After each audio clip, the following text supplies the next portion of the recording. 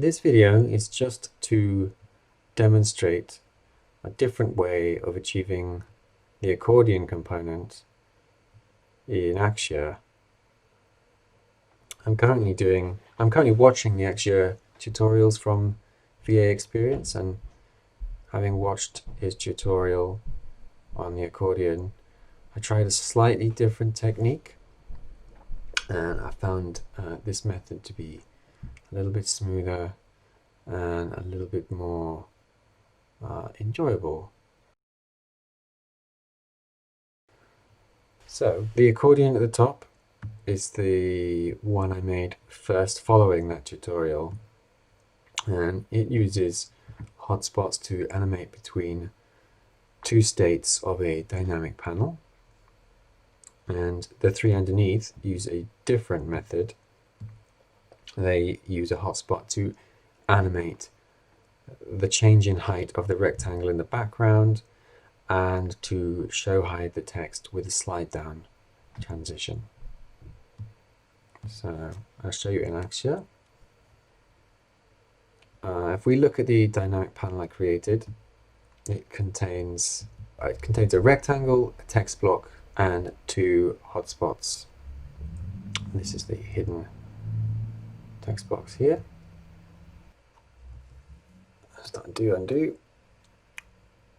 I worked out that I wanted the rectangle to be 335 high in the open state, and that it would start at 55 high. On the hotspot interaction, I added this shape change, and secondly, this show hide text blocks, and gave them both a linear transition with 500 mil timing. I have two hotspots, which is maybe not the best way of doing it, but they're both the same, but doing opposite actions of the other one. So one opens the accordion and one closes the accordion. There's the second hotspot.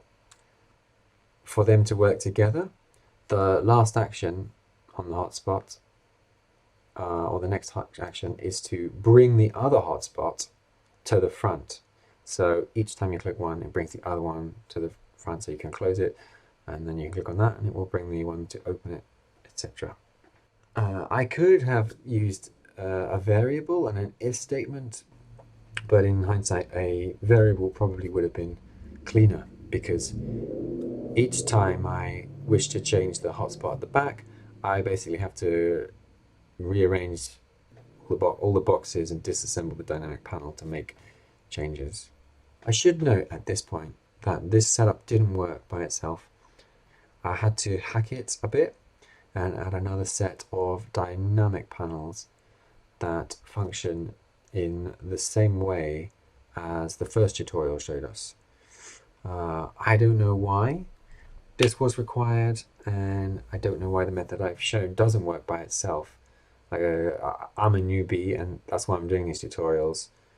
If you can help, please note it down under the video. Let me show you what happens when you don't have these in line with these.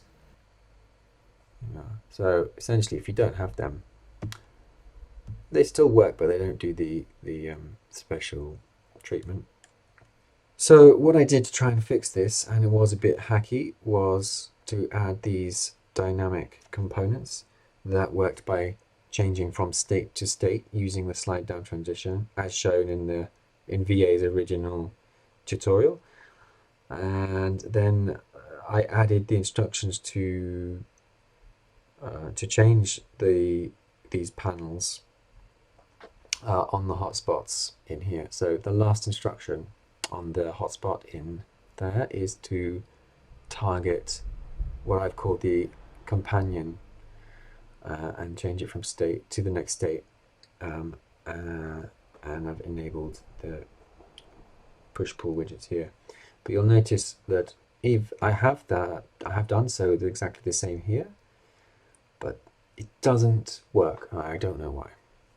Oh, basically, maybe I should say what these dynamic panels have in them is just a box, a rectangle with no fill and no border, and the two states just have the different sized boxes, which This is the big one at 325. And they have to be in line, otherwise they won't do the pushing that you need. And also probably should be at the back, otherwise you're going to get a space in the hotspot that doesn't work. If you look here, oh, they already are at the back. Cool.